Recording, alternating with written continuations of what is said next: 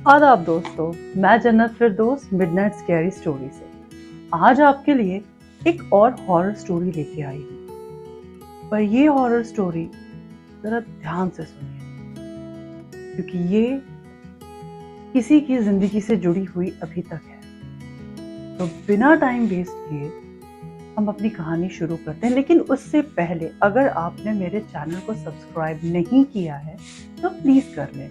Like and share and comment वो भी जरूरी है, प्लीज कर दो।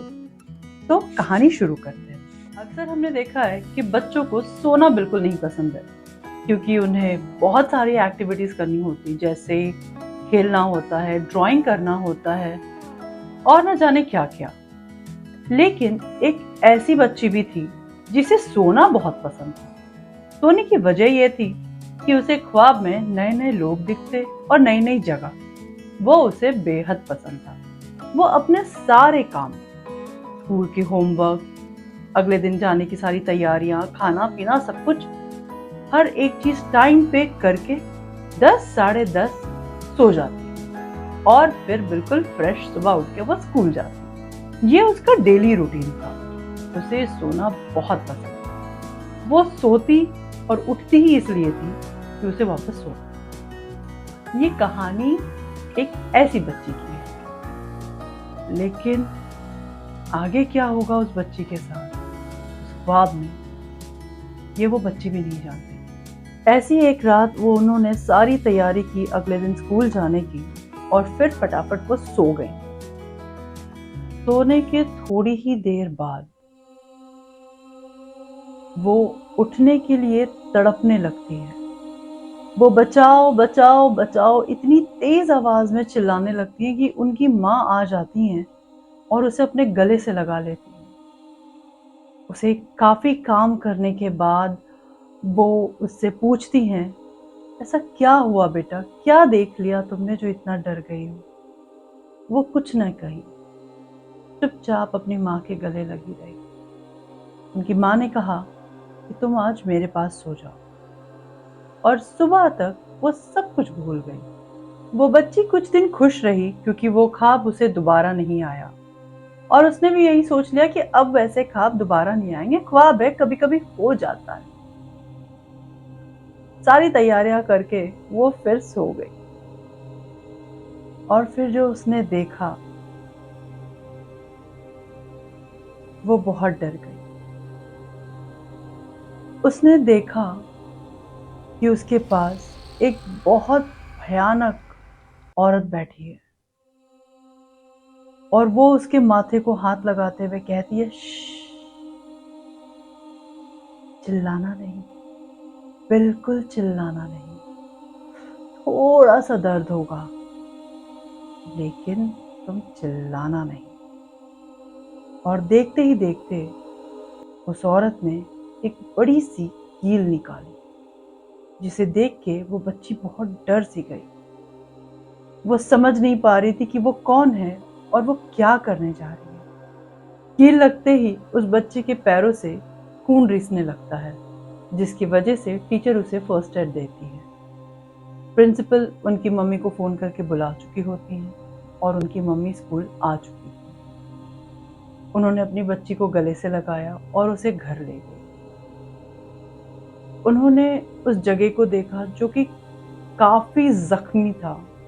एक कील से इतना जख्म उन्होंने सोचा नहीं था। खैर स्कूल में ही टेटनस का इंजेक्शन भी दे दिया गया था। बच्ची को बुखार था तो खैर वो स्कूल नहीं जा सकती कुछ दिन। माँ उसे सुलाते वक्त पूछती हैं कि ये तुम्हें कैसे लग गई, और वो माँ से अब तक की सारी बात बता देती है। लेकिन माँ उससे कहती है कि बच्ची, तुम मुझे पिक्चर की कहानी सुना रही हो, वो भी हॉरर स्टोरी की, सो जाओ। बच्ची कुछ ना कहती और वो सो जाती है। लेकिन सोने के कुछ ही देर बाद वो जोर जोर से चीखने लगती है, माँ मुझे बचा लो, माँ ये मुझे यहाँ से ले जा रही है, ये मुझे ले जाएगी, ये बहुत भयानक है, माँ मुझे इस चुड़ैल से बचा लो, माँ मुझे बचा लो, वो ये सब अपने ख्वाब में कह रही थी और तब तक उनकी माँ ने उन्हें उठा दिया। माँ को देखते ही वो बच्ची उनके गले लग गई और जो वो रोई तो बहुत मुश्किल से उसे चुप करा के पूछा कि मेरी जान कौन ले जा रहा है तुम्हें? मैं यही हूं, तुम्हें कोई नहीं ले जाएगा। मुझे बताओ क्या बात है? उस बच्ची ने दोबारा से सारी बात बताई और अब उसने वो कील वाली बात भी अपनी माँ से बताई। उसने कहा कि आज वो दोबारा मुझे कील चुभाने आई। माँ ने उसे रोक के कहा, दोबारा? इसका मतलब उसने तुम्हें पहले भी कील चुभाई है। माँ उठ के उसके सीधे पैर की तरफ आके बैठ के उस जगह को देखती है तो वो जगह वाकई इतनी नील पड़ी हुई थी कि वो पता चल रहा था कि उसमें काफी बड़ी कील डाली गई। उस बच्ची ने कहना शुरू किया।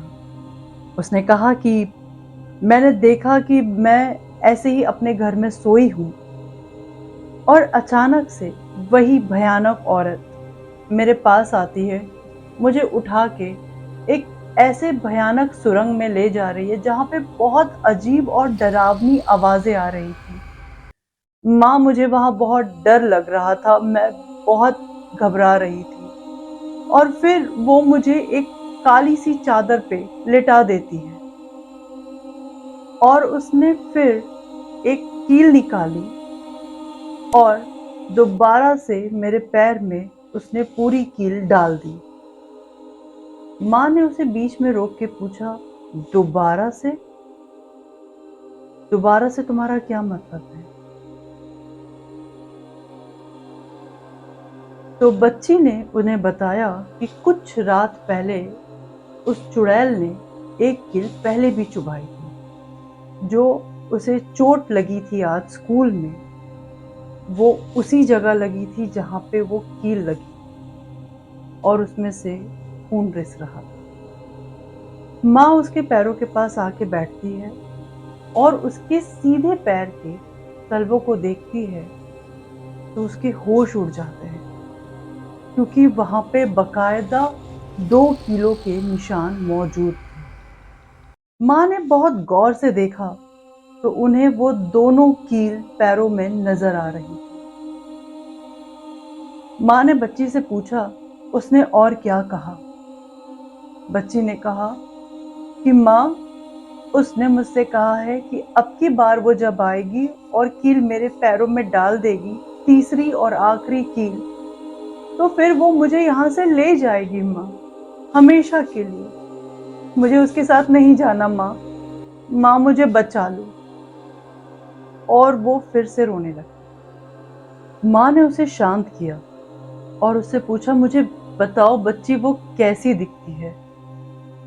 बच्ची काफी डरी हुई थी लेकिन फिर भी उसने कहा कि माँ, उसकी बड़ी बड़ी लाल लाल आंखें हैं, उसके बड़े बड़े गंदे काले से नाखून हैं, बाल बिखरे बिल्कुल सफेद और चेहरे पे बहुत सी झुर्रियां हैं। वो बहुत भयानक दिखती है माँ, वो बहुत भयानक दिखती है। ये कह के वो बेहद रोने लगी। माँ ने उसे जैसे तैसे चुप कराया और फिर उसे सुला दिया। लेकिन वो बच्ची बार बार डर के उठ जा रही थी। वो एक ही बात कह रही थी, माँ वो मुझे ले जाएगी, मैं नहीं सोना चाहती, मुझे अब सोने से बेहद डर लगता है, माँ वो मुझे ले। माँ ने कहा कि अगर अब वो तुम्हारे ख्वाब में आए तो उससे पूरी हिम्मत से कहना कि मेरी माँ के पास जाओ और उसे ये चीज बार बार कहना कि मेरी माँ के पास जाओ। और बच्ची, डरना बिल्कुल मत, क्योंकि तुम्हारा डर ही उसकी ताकत है। लेकिन थी तो वो बच्ची ही, वो बस एक ही चीज कह रही थी, माँ वो मुझे ले जाएगी, माँ वो मुझे ले जाएगी। मुझे नहीं सोना, मुझे सोने से बेहद डर लग रहा है। जैसे तैसे कुछ दिन, कुछ रातें बहुत मुश्किल से कटी। फिर सालों तक उसकी कोई खबर न थी। कुछ भी। वो बच्ची ये कहते कहते सो गई कि मेरी माँ के पास जाओ, मेरी माँ के पास जाओ। और वो बहुत ही गहरी नींद में सो गई, लेकिन वो नींद में भी यही चीज कह रही थी, लेकिन वो नहीं आई। वो काफी वक्त तक नहीं आई। काफी अरसा गुजर गया, उस चुड़ैल का कुछ पता न चला। लेकिन एक रात वही खौफ, वही हलचल फिर से उस बच्ची को महसूस हुई, और वो चुड़ैल अब उसके सामने थी। उसने कहा कि अब तो काफी बड़ी हो गई हो तुम भी तैयार हो और तुम्हारी कील भी तैयार है। इस आखिरी कील के बाद मैं तुम्हें यहाँ से ले जाऊंगी। ये कील भी तुम्हारी खून की तरह लाल होगा और आसमान में चांद भी लाल होगा। उस दिन मैं तुम्हें यहाँ से ले जाऊंगी। और फिर वो गायब हो जाती है। खौफ और डर की वजह से उस बच्ची की आंखें खुल जाती हैं। वो पसीने से तरबतर थी और अपनी माँ से उसने वो सारे ख्वाब बता दिए। माँ ने कहा, जब आसमान में चांद खून की तरह लाल होगा, यानी चंद्र ग्रहण, जो कि ठीक 3 दिन बाद था। उन दोनों की हालत खराब हो गई ये सुन के कि ठीक 3 दिन बाद उनकी लड़ाई एक ऐसी चीज से है जिसे जीतना बहुत मुश्किल था। लेकिन सबसे पहले ये जानना जरूरी था कि वो थी कौन, क्यों, कहां से आई थी। कुछ समझ में ना आ रहा था।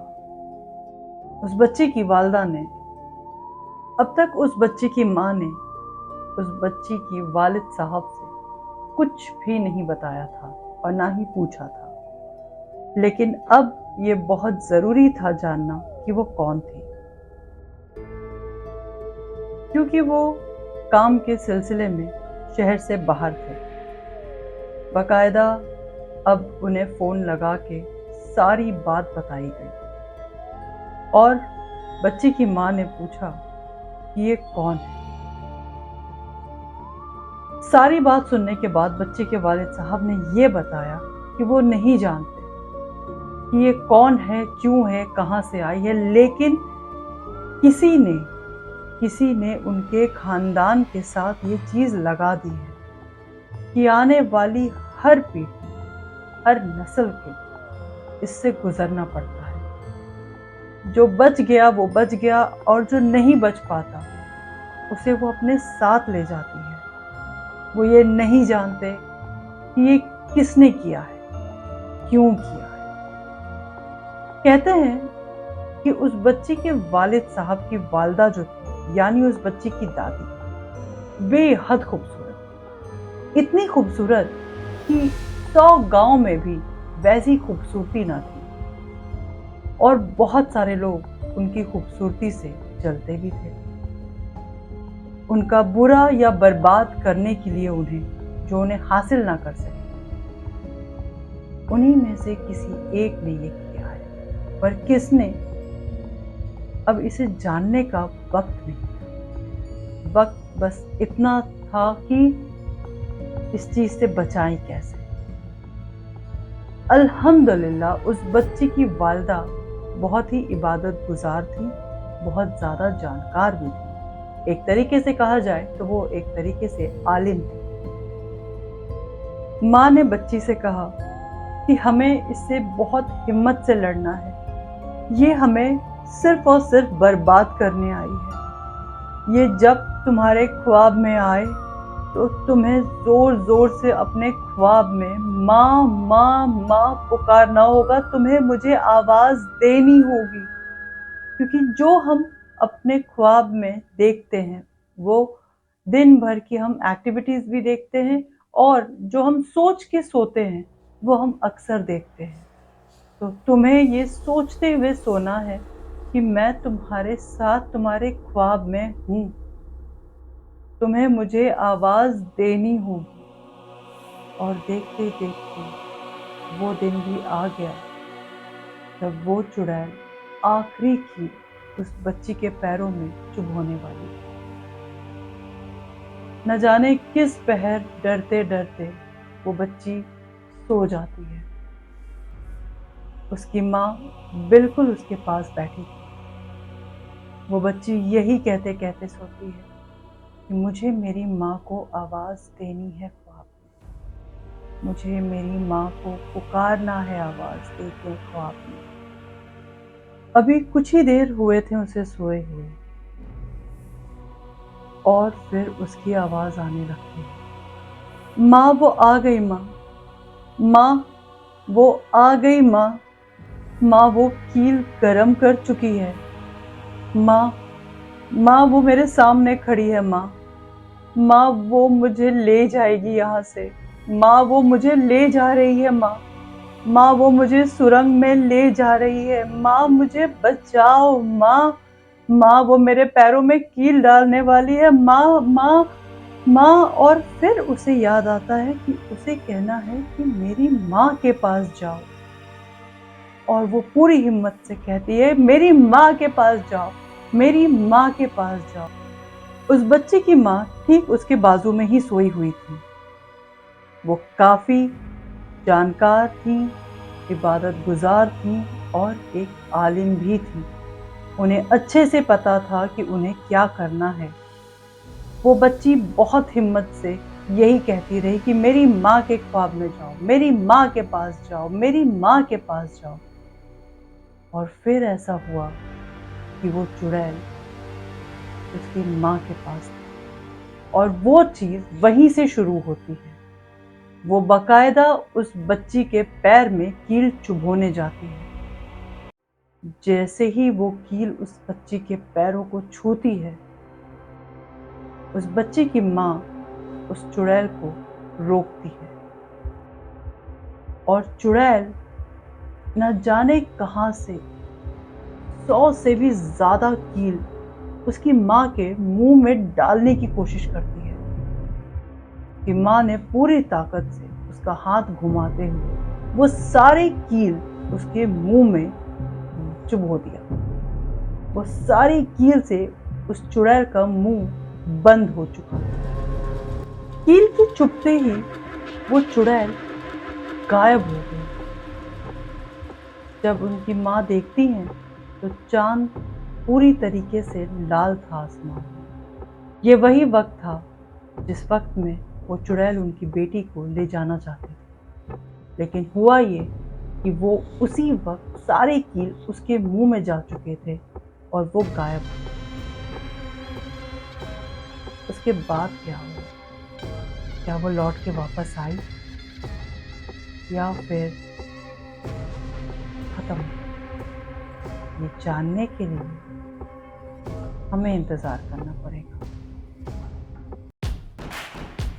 ये कहानी आपको कैसी लगी मुझे ज़रूर बताइएगा, क्योंकि आप लोग बिल्कुल नहीं बताते, लेकिन सब्सक्राइब और शेयर ज़रूर कीजिएगा। Thank you for watching. हम फिर हाजिर होंगे अगली कहानी के साथ। तब तक के लिए आदाब।